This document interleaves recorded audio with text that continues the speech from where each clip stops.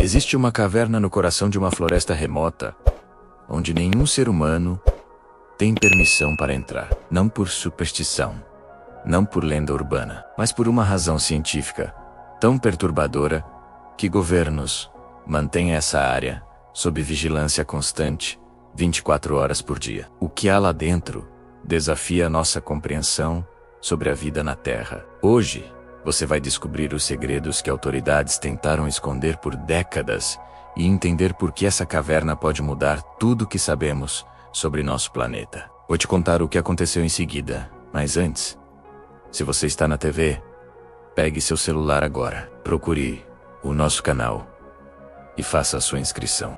Era março de 1983, quando uma equipe de espeleólogos brasileiros adentrou uma região inexplorada da floresta amazônica, próxima à fronteira com a Venezuela. Liderados pelo geólogo Roberto Mendes, o grupo de 7 pessoas tinha uma missão simples: mapear sistemas de cavernas ainda não documentados para um projeto de conservação ambiental. Durante 3 semanas, eles exploraram dezenas de pequenas grutas e formações rochosas, sem encontrar nada extraordinário. Mas na manhã de 27 de março, tudo mudou. A entrada da caverna foi descoberta quase por acidente. Um dos membros da equipe tropeçou em raízes expostas e, ao cair, percebeu uma corrente de ar frio saindo de uma abertura parcialmente coberta por vegetação densa. Quando removeram a cobertura natural, encontraram uma fenda na rocha de aproximadamente 2 metros de largura. O que chamou atenção imediata foi a temperatura.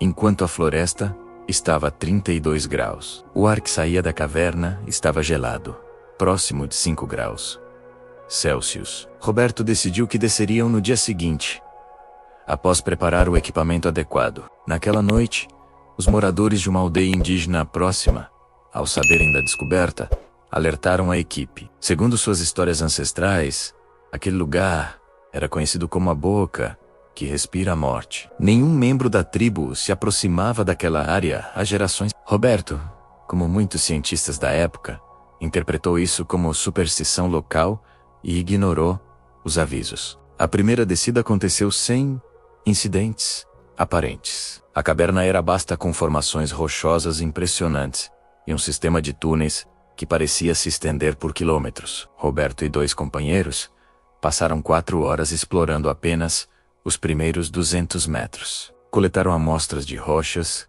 tiraram fotografias e fizeram anotações detalhadas. Quando retornaram à superfície, todos relataram uma leve dor de cabeça, mas nada que os preocupasse. Atribuíram o desconforto ao esforço físico e à mudança brusca de temperatura. No terceiro dia de exploração, uma segunda equipe de 3 pessoas desceu para continuar o mapeamento. O plano era alcançar uma profundidade de 50 metros e documentar uma câmara lateral que haviam identificado no dia anterior. Tudo corria conforme o esperado, até que, após 2 horas dentro da caverna, o líder da equipe começou a apresentar sintomas estranhos pelo rádio. Sua voz estava confusa.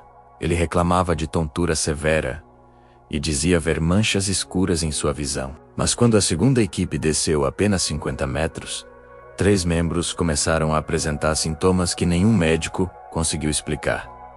A evacuação foi imediata. Quando os 3 exploradores foram trazidos à superfície, 2 deles mal conseguiam ficar em pé. No acampamento base, a situação piorou rapidamente. Náuseas intensas, desorientação, sangramentos nasais sem causa aparente.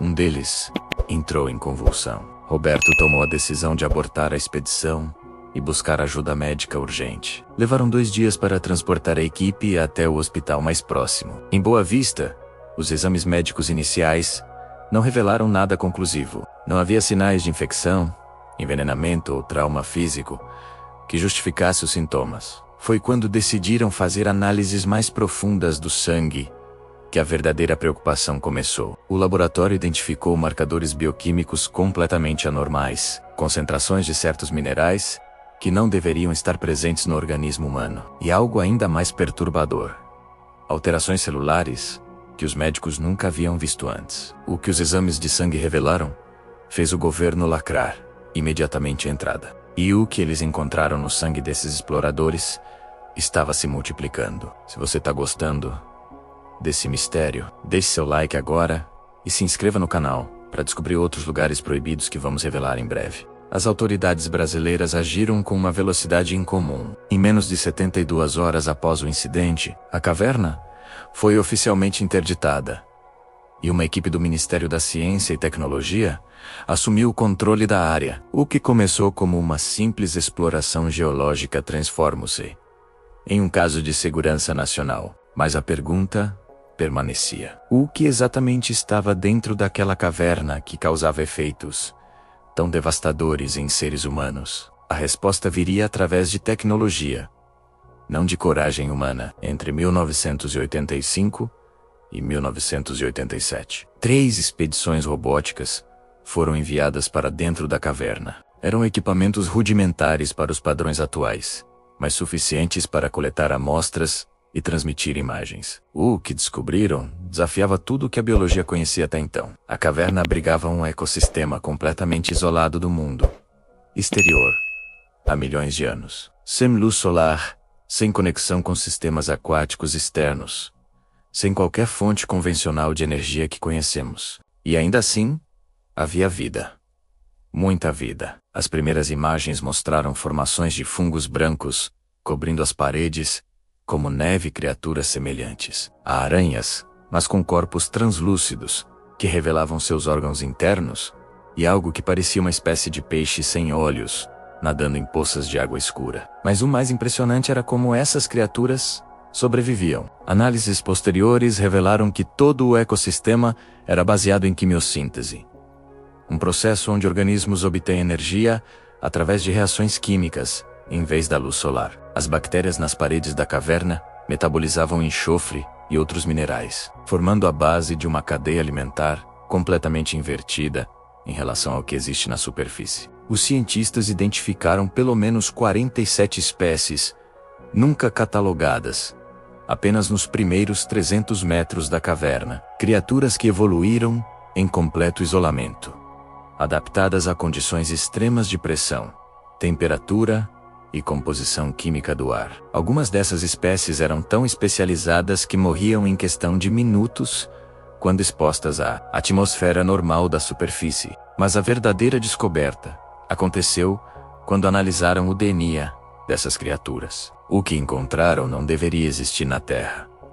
As sequências genéticas apresentavam estruturas moleculares que não seguiam os padrões conhecidos, enquanto toda a vida na Terra usa as mesmas 4 bases nitrogenadas no DNA. Algumas amostras da caverna apresentavam uma 5ª base, completamente desconhecida pela ciência. Isso sugeria uma origem evolutiva separada, ou condições tão extremas que forçaram a vida a encontrar soluções bioquímicas radicalmente diferentes. Mais perturbador ainda era o comportamento dessas moléculas. Em ambiente controlado de laboratório, quando expostas às células humanas, elas demonstravam uma capacidade preocupante de invasão e replicação. Não eram vírus no sentido tradicional, mas agiam de forma similar, infiltrando-se nas células hospedeiras e alterando seu funcionamento básico. Os 3 exploradores que adoeceram em 1983 foram as primeiras vítimas confirmadas dessa contaminação biológica. O governo brasileiro estabeleceu protocolos rígidos de quarentena. Nenhuma amostra poderia sair dos laboratórios de contenção máxima. Nenhum pesquisador poderia trabalhar com o material sem equipamento de proteção nível 4. E absolutamente ninguém, sob nenhuma circunstância, poderia entrar fisicamente na caverna novamente. Pelo menos era o que o protocolo estabelecia. E então, em 2003, uma amostra dessas bactérias escapou do laboratório de contenção. O incidente foi mantido em sigilo por anos. Um pesquisador júnior, ao transportar material entre instalações, sofreu um acidente de carro. O recipiente de contenção se rompeu. 15 pessoas foram expostas, incluindo paramédicos e policiais, que atenderam a ocorrência. Todas foram imediatamente colocadas em quarentena, mas 3 desenvolveram os mesmos sintomas dos exploradores originais. Uma delas não sobreviveu. Esse evento mudou completamente a classificação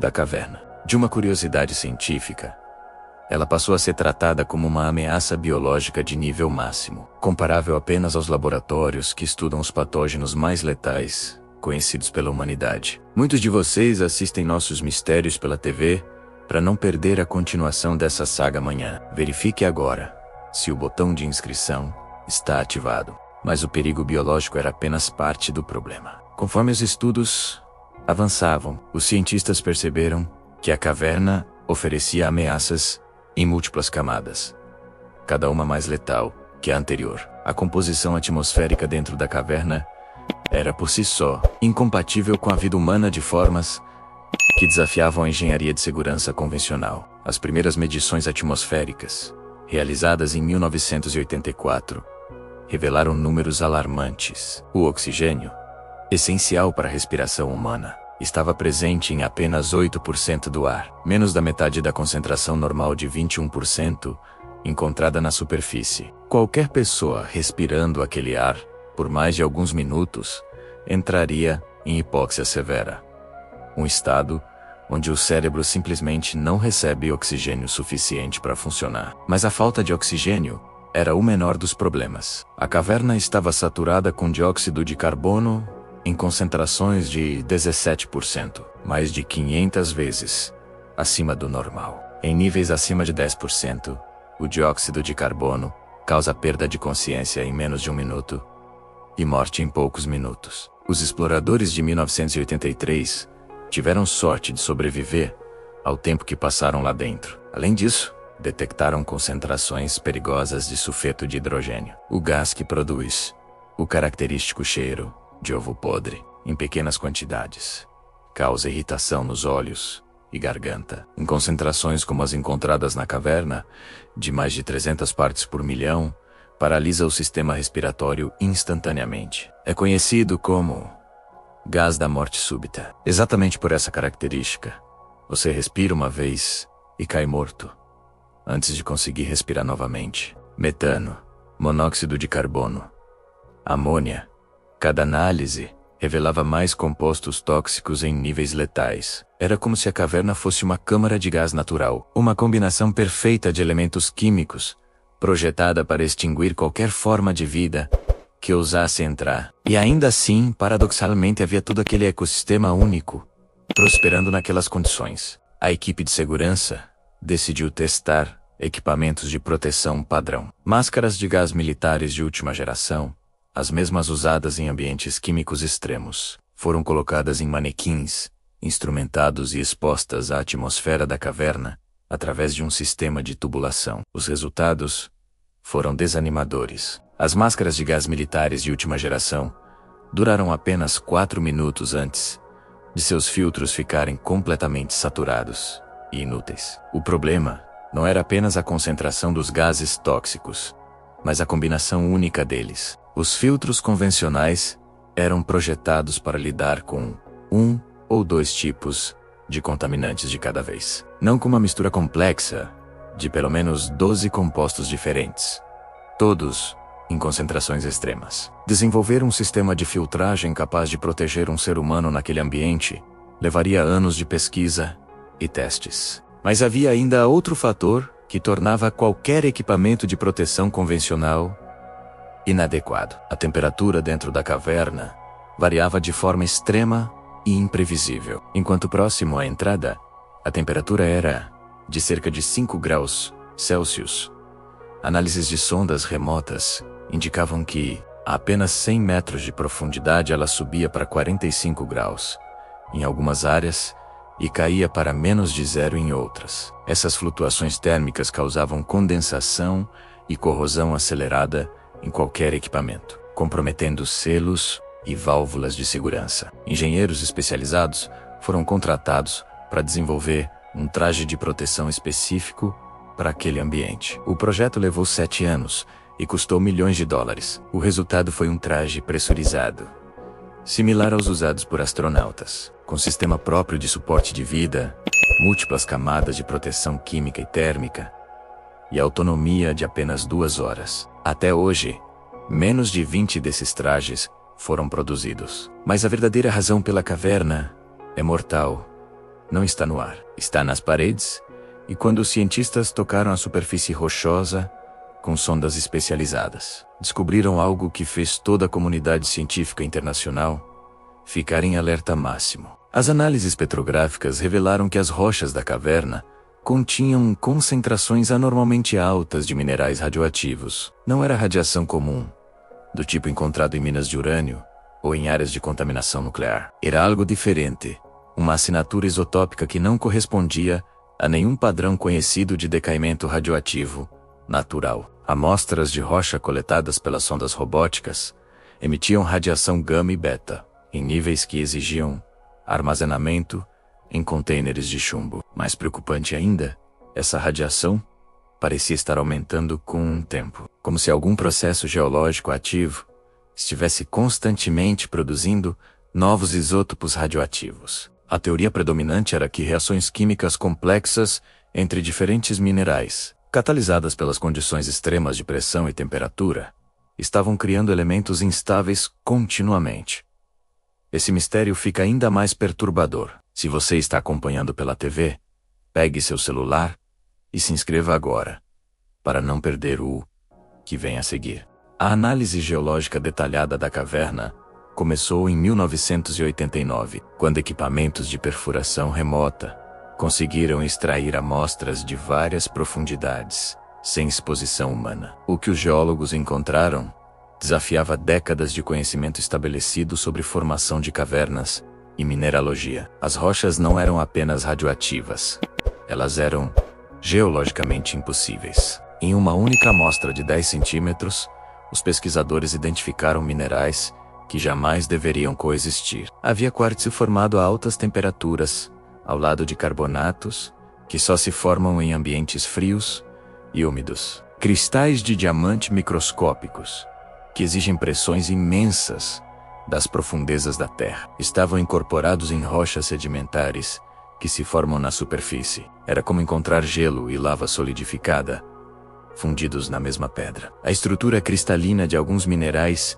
apresentava padrões nunca observados antes. Sob microscopia eletrônica, revelavam arranjos atômicos que violavam as regras básicas de simetria cristalográfica. Alguns cientistas sugeriram que essas formações poderiam ser quase cristais naturais, estruturas ordenadas mas não periódicas, que até então só haviam sido criadas artificialmente em laboratório ou encontradas em raros meteoritos. Mas a descoberta mais desconcertante veio quando tentaram datar as rochas usando técnicas radiométricas padrão. Diferentes métodos de datação forneciam resultados completamente contraditórios. O método de carbono 14 sugeria que algumas formações tinham menos de 5.000 anos. A análise de Urânio Chumbo indicava idades de mais de 2 bilhões de anos. E o método de potássio argênio retornava números que simplesmente não faziam sentido, sugerindo idades negativas ou futuras. Quando dataram essas formações, a idade revelada contradizia tudo o que sabemos sobre a formação deste continente. A geologia da América do Sul estabelece que aquela região específica da Amazônia se formou durante o período Proterozoico, há aproximadamente 1 bilhão e 800 milhões de anos. A caverna, no entanto, parecia existir em múltiplas linhas temporais geológicas simultaneamente. Era como se pedaços de diferentes eras da Terra tivessem sido comprimidos naquele único local. Uma teoria controversa propôs que a caverna poderia ser o resultado de um impacto de asteroide extremamente antigo, onde o choque teria criado condições de pressão e temperatura tão extremas que reorganizaram completamente a estrutura geológica local. Isso explicaria a mistura caótica de minerais e as anomalias de datação. Mas não havia cratera de impacto visível na superfície, e nenhuma evidência de material extraterrestre foi encontrada nas amostras. Outra hipótese sugeria atividade vulcânica profunda, com magma subindo através de falhas geológicas e criando câmaras de reação química, onde condições normalmente impossíveis poderiam coexistir. Mas dados sísmicos da região não mostravam sinais de atividade magmática significativa, nem atual, nem antiga. Em 2002, uma equipe internacional de geofísicos instalou uma rede de sensores ao redor da caverna para monitorar a atividade sísmica, variações no campo magnético terrestre e fluxo de calor geotérmico. Os resultados foram ainda mais intrigantes. A caverna estava viva, em um sentido geofísico. Os dosímetros começaram a disparar a 200 metros da entrada. O que estava emitindo essa radiação não era apenas a rocha em si. Leituras de radiação mostravam flutuações cíclicas, aumentando e diminuindo em um padrão que se repetia aproximadamente a cada 43 horas. Nenhum processo geológico natural conhecido produz pulsos regulares de radiação dessa forma. Decaimento radioativo é, por definição, um processo aleatório e constante, não rítmico. As medições de campo magnético revelaram distorções severas. Bússolas simplesmente giravam sem parar quando trazidas para perto da entrada. Equipamentos eletrônicos falhavam de formas imprevisíveis. Mesmo aqueles protegidos contra a interferência eletromagnética, câmeras digitais produziam imagens distorcidas, com linhas de pixels mortos que se moviam entre frames. Sistemas de GPS perdiam completamente o sinal, mesmo em áreas abertas, próximas à caverna. A fonte dessas anomalias magnéticas permanecia um mistério. Poderia ser depósitos massivos de magnetita, um mineral naturalmente magnético, mas varreduras geofísicas não detectaram concentrações suficientes para explicar a intensidade das distorções. Alguns pesquisadores especularam sobre a presença de materiais supercondutores naturais em temperatura ambiente, um fenômeno que revolucionaria a física se comprovado, mas todas as tentativas de verificar essa hipótese falharam. O fluxo de calor geotérmico também apresentava padrões anômalos. Havia pontos onde o calor emanando da Terra era 3 vezes maior que o esperado, e outros onde era inexplicavelmente baixo. A distribuição desses pontos não seguia nenhuma lógica geológica, parecendo quase aleatória ou seguindo uma organização que os cientistas não conseguiam decifrar. A história fica ainda mais sombria daqui para frente. Ative as notificações do canal agora para acompanhar toda a série de lugares proibidos. Apesar de todos os perigos conhecidos e protocolos estabelecidos, a comunidade científica internacional pressionava por uma nova expedição tripulada à caverna. Avanços tecnológicos em equipamentos de proteção e a promessa de descobertas revolucionárias motivaram o governo brasileiro a autorizar. Em 2007, aquela que seria a última tentativa de exploração humana direta do local. A expedição levou 3 anos de preparação meticulosa. Uma equipe de 12 pessoas foi selecionada entre os melhores especialistas do mundo. Geólogos, biólogos, médicos, engenheiros de segurança. Cada membro passou por 6 meses de treinamento intensivo, simulações em câmaras de pressão, exposição controlada a ambientes tóxicos, preparação psicológica para situações extremas. O custo total do projeto ultrapassou $20 milhões. O plano era ambicioso, mas cuidadoso. Apenas 4 pessoas desceriam de cada vez, usando os trajes especiais desenvolvidos especificamente para aquele ambiente. Permaneceriam no máximo 90 minutos dentro da caverna, com uma equipe de suporte de 8 pessoas na superfície, monitorando cada movimento através de câmeras, sensores biométricos e comunicação de rádio constante. O objetivo era alcançar a marca dos 500 metros de profundidade e coletar amostras de uma formação cristalina massiva que imagens de radar haviam identificado. A expedição começou em 19 de junho de 2007, às 6 da manhã. As condições climáticas eram perfeitas. Todos os equipamentos haviam sido testados e retestados. Os 4 membros da equipe de descida entraram na caverna às 7h15, transmitindo dados em tempo real. Nos primeiros 40 minutos, tudo correu conforme o planejado. Eles descreviam as formações geológicas com admiração, coletavam amostras metodicamente, documentavam cada descoberta. A comunicação era clara.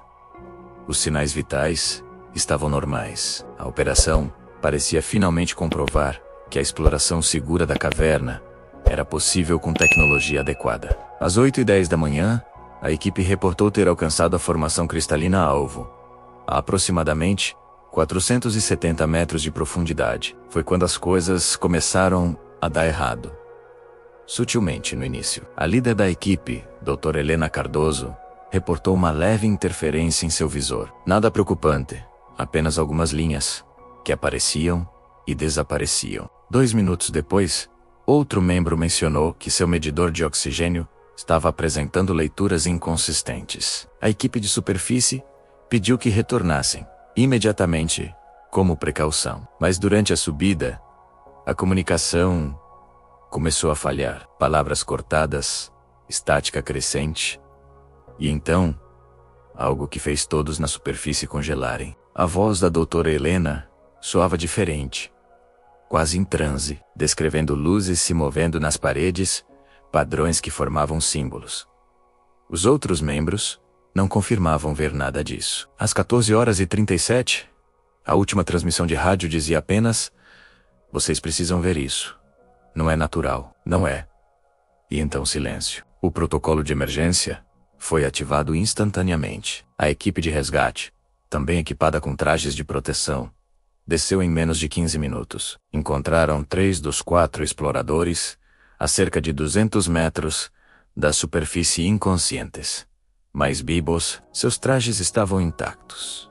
Não havia sinais de dano físico ou falha de equipamento. A doutora Helena Cardoso não estava com eles. 2 equipes adicionais de resgate desceram nas horas seguintes, alcançando a profundidade máxima que a expedição original havia atingido. Não encontraram nenhum sinal da doutora Helena. Suas pegadas simplesmente desapareciam em um determinado ponto, como se ela tivesse deixado de existir. Seu equipamento de rastreamento havia parado de transmitir exatamente às 14h37. Os 3 sobreviventes foram hospitalizados imediatamente, quando finalmente recuperaram a consciência, dias depois. Nenhum deles tinha memória clara do que aconteceu após alcançarem a formação cristalina. Relatavam fragmentos confusos, luzes pulsantes, sensação de estar sendo observado, tempo se movendo de forma estranha. Um deles jurava que haviam passado apenas alguns minutos lá dentro. Outro insistia que foram horas. Quando finalmente recuperaram as câmeras da equipe, as últimas imagens mostravam algo que fez o governo classificar todo o material como alto segredo. As gravações dos últimos 15 minutos eram impossíveis. Mostravam a formação cristalina emitindo uma luminescência própria, algo que nenhum mineral conhecido pode fazer sem fonte externa de energia. Havia movimentos nas sombras que não correspondiam a nenhum membro da equipe, e em vários frames, captadas por diferentes câmeras, aparecia uma figura humanoide nas profundezas da caverna, imóvel, apenas observando. Este não foi o único incidente. Inscreva-se no canal e deixe o sino ativado, porque vou revelar outros casos que nunca foram totalmente divulgados. Após o desaparecimento da doutora Helena Cardoso, o governo brasileiro selou permanentemente a caverna e estabeleceu uma zona de exclusão de 5 quilômetros ao redor da entrada. Guardas armados patrulham o perímetro 24 horas por dia. Câmeras de vigilância cobrem todos os ângulos de aproximação, e sensores sísmicos detectam qualquer movimento suspeito na área. Oficialmente, a região foi declarada como contendo materiais perigosos e radioativos, o que é tecnicamente verdade, mas não conta a história completa. Mesmo com toda essa segurança, pessoas tentam entrar na caverna regularmente. Alguns são movidos por curiosidade científica legítima, pesquisadores frustrados pelas restrições que acreditam poder fazer descobertas revolucionárias. Outros são aventureiros em busca de adrenalina, atraídos justamente pelo perigo e pela proibição. E há aqueles que abraçam teorias conspiratórias, convencidos de que o governo esconde algo extraordinário. Talvez evidências de vida extraterrestre ou tecnologia antiga. Entre 2008 e 2020, foram documentadas 43 tentativas de invasão. A maioria foi interceptada antes de alcançar a entrada da caverna. Mas 7 grupos conseguiram passar pela segurança, usando táticas que variavam de simples sorte até planejamento militar detalhado. Dessas 7 invasões bem-sucedidas, 6 terminaram em tragédia. A tentativa mais elaborada aconteceu em 2015. Um grupo de 8 pessoas, incluindo 2 ex-militares, passou meses planejando a operação. Estudaram os padrões de patrulha, mapearam pontos cegos nas câmeras, escolheram uma noite de tempestade, quando a visibilidade estava comprometida. Conseguiram entrar na caverna usando equipamento de escalada profissional e máscaras de gás industriais. Em 2015, um grupo de 8 pessoas conseguiu passar pela segurança. Apenas um voltou, e o que ele contou mudou os protocolos de segurança para sempre. O sobrevivente, um engenheiro chamado Marcos Ferreira, foi encontrado 3 dias depois, cambaleando na floresta, a 15 quilômetros da caverna. Estava desidratado, delirante, com queimaduras químicas nos braços e pernas. Levado ao hospital sob custódia militar, ele passou 2 semanas em coma induzido. Quando finalmente pôde falar, seu relato foi gravado e imediatamente classificado como confidencial. Segundo Marcos, o grupo havia descido apenas 100 metros, quando perceberam que suas máscaras não estavam funcionando adequadamente. 2 membros começaram a tossir violentamente. Decidiram retornar, mas na confusão da evacuação apressada, se separaram. Marcos seguiu com outros 3 pela rota que julgavam ser a saída, mas acabaram se aprofundando ainda mais na caverna. Ele descreveu horas perdidos em túneis que pareciam mudar de configuração, como se a própria caverna estivesse se reorganizando. Contou sobre sons que não vinham de nenhuma direção específica, ecos que precediam os sons originais, e mencionou repetidamente que sentia estar sendo seguido por algo que se movia na escuridão, além do alcance de suas lanternas. Dos outros 7 membros do grupo, 5 corpos foram eventualmente recuperados por equipes de resgate robóticas. 2 nunca foram encontrados. A autópsia dos 5 revelou causa da morte por asfixia e exposição tóxica, mas também apresentavam aquelas mesmas alterações celulares identificadas nos exploradores originais de 1983.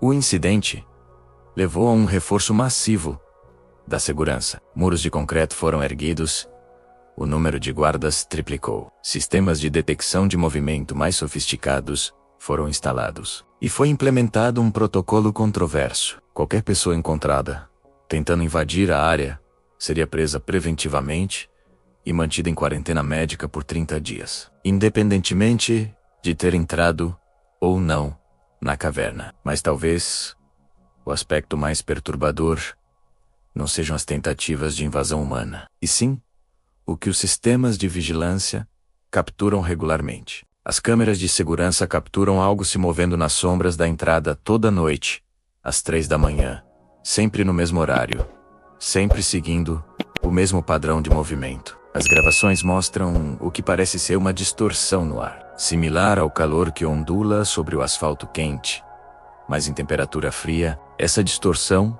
se move lentamente da abertura da caverna em direção à floresta, percorre aproximadamente 50 metros, então simplesmente desaparece. Acontece todas as noites há mais de 10 anos. Nenhuma explicação científica foi encontrada. Muitos de vocês assistem nossos mistérios pela TV.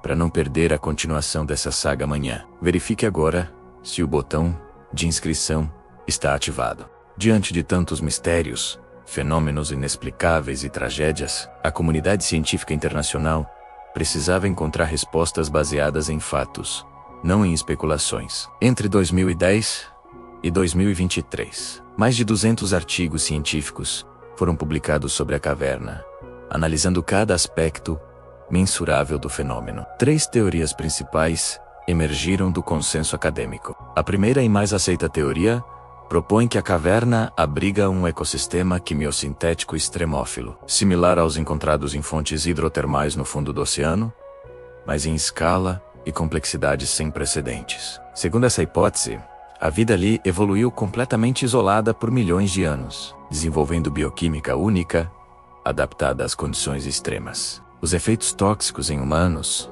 seriam resultado de exposição a compostos orgânicos e inorgânicos, para os quais não temos defesas evolutivas. A segunda teoria foca nas anomalias geológicas e radioativas. Alguns pesquisadores acreditam que a caverna se formou sobre um depósito raro de minerais radioativos, possivelmente de origem meteórica, que criaram uma zona de radiação natural intensa. As reações nucleares de baixa intensidade entre diferentes isótopos explicariam os pulsos rítmicos de radiação, as distorções magnéticas e até alguns dos efeitos neurológicos relatados por exploradores, já que radiação pode causar alucinações e desorientação. A terceira teoria, mais controversa, sugere que a caverna conecta-se a um sistema muito maior de túneis profundos, possivelmente alcançando dezenas de quilômetros abaixo da superfície. Essa rede subterrânea funcionaria como um sistema circulatório da Terra, transportando gases, calor e materiais entre diferentes camadas geológicas. As condições extremas seriam resultado dessa circulação profunda, e os fenômenos cíclicos corresponderiam a pressões e temperaturas que flutuam conforme processos geológicos profundos. Mas existe uma teoria que nenhum cientista discute publicamente. Apenas em conversas privadas entre colegas de confiança, alguns pesquisadores, incluindo 2 ganhadores do Prêmio Nobel em áreas relacionadas, especulam em particular que a caverna pode ser um exemplo de vida, operando sob princípios físicos que ainda não compreendemos completamente. Não vida extraterrestre, mas terrestre tão antiga e tão diferente que evoluiu em paralelo à vida na superfície, seguindo regras bioquímicas alternativas. Uma biosfera sombra, como alguns a chamam. Essa hipótese explicaria as sequências de DNA anômalas, os comportamentos aparentemente inteligentes dos fenômenos observados, e até os relatos de figuras humanoides nas profundezas não seriam alucinações, mas formas de vida que evoluíram para habitar aquele ambiente hostil, tão diferentes de nós quanto poderíamos ser de uma planta. Naturalmente, sem evidências definitivas, essa teoria permanece no reino da especulação. Mas o fato de cientistas sérios considerarem essa possibilidade indica o quão profundamente a caverna desafia nosso entendimento sobre a vida na Terra, independentemente de qual teoria está correta. Uma coisa é certa: a caverna continua sendo estudada remotamente, com tecnologia cada vez mais avançada. Drones autônomos equipados com sensores de última geração fazem expedições regulares, coletando dados, sem colocar vidas humanas em risco. Laboratórios ao redor do mundo continuam analisando as amostras já coletadas, descobrindo novos detalhes a cada ano. O que vou revelar agora vai conectar todos os pontos dessa história. Se você está gostando, deixe seu like e se inscreva para mais mistérios científicos. Hoje, mais de 40 anos após sua descoberta, a caverna permanece tão misteriosa quanto sempre foi. Mas nossa abordagem mudou dramaticamente. O que começou como exploração humana, corajosa, transforma-se em monitoramento científico, sofisticado e paciente. A zona de exclusão ao redor da entrada agora abriga uma verdadeira estação de pesquisa, com laboratórios, alojamentos para cientistas e equipamentos no valor de milhões de dólares. O sistema de monitoramento atual é impressionante. Sensores sísmicos detectam até os menores tremores a quilômetros de profundidade. Estações meteorológicas registram mudanças atmosféricas microscópicas. Câmeras infravermelhas e espectrais capturam o que olhos humanos não podem ver. Espectrômetros analisam continuamente a composição química do ar que emana da caverna. Detectores de radiação mapeiam flutuações em tempo real. Tudo conectado via satélite a centros de pesquisa em 5 continentes diferentes. Equipes internacionais de cientistas se revezam em turnos de 3 meses, estudando os dados coletados pelos sistemas automatizados. O investimento anual em pesquisa ultrapassou 10 milhões de dólares, financiado por uma colaboração entre governo brasileiro, Unesco e instituições científicas privadas. É o maior projeto de monitoramento geológico e biológico contínuo do Hemisfério Sul. E os avanços tecnológicos têm sido notáveis. Robôs especialmente desenvolvidos para aquele ambiente conseguem agora penetrar até 800 metros de profundidade, muito além do que humanos jamais alcançaram. Esses robôs são equipados com braços mecânicos para a coleta de amostras, câmeras de alta resolução que funcionam na escuridão total, e sistemas de propulsão que permitem navegar pelos túneis mais estreitos. E em 2024, os sensores detectaram algo que nunca haviam registrado antes.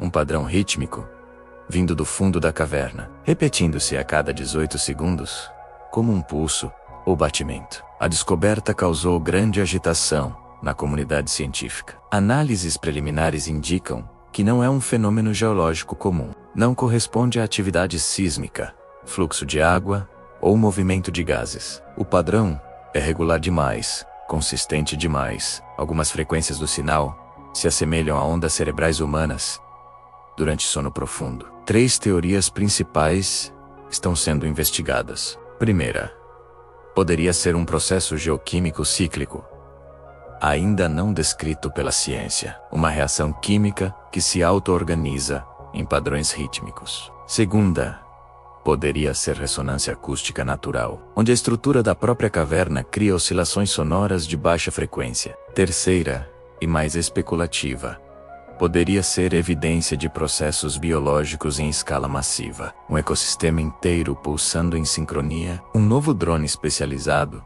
está sendo desenvolvido para investigar a origem exata desses pulsos. Lançamento previsto para 2026. Será equipado com sensores biométricos avançados, capazes de detectar sinais de vida, mesmo em formas não convencionais. Se houver qualquer tipo de organismo complexo nas profundezas, essa missão deve encontrá-lo. Mas a caverna brasileira não é única. Pesquisas recentes identificaram formações similares em outras partes do mundo, cada uma com suas próprias características perturbadoras. Esta não é a única caverna proibida do planeta. Existem outras 5, e uma delas está muito mais perto de você do que imagina. Na Sibéria. Uma caverna conhecida como Porta do Inferno libera metano em quantidades tão massivas que criou uma cratera visível do espaço. Na Islândia, túneis de lava abrigam bactérias que sobrevivem comendo rochas vulcânicas. No fundo do Oceano Pacífico,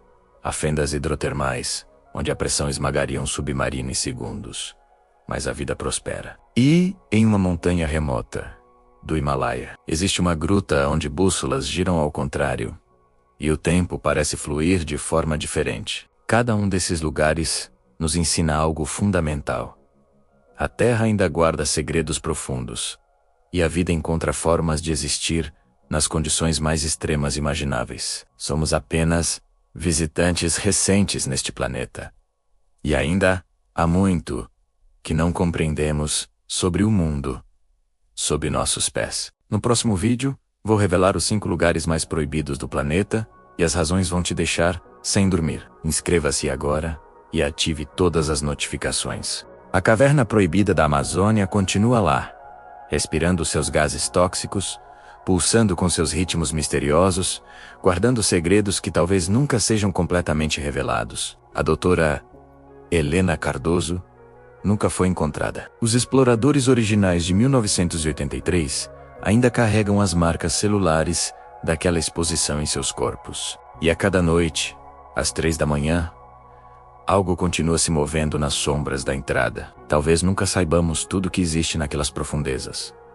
Talvez não devêssemos saber. Há lugares na Terra que nos lembram humildade, que nos mostram os limites do nosso conhecimento e controle.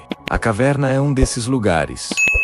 Um monumento vivo à nossa insignificância diante das forças naturais que moldaram este planeta por bilhões de anos antes de existirmos. Se você chegou até aqui, deixe nos comentários. Você entraria nessa caverna se tivesse a chance? Sua resposta pode aparecer no próximo vídeo, onde vamos explorar os 5 lugares mais mortais e proibidos do planeta. Inscreva-se no canal, ative o sininho, deixe seu like e compartilhe com aquele amigo que ama mistérios. Nos vemos no próximo Enigma.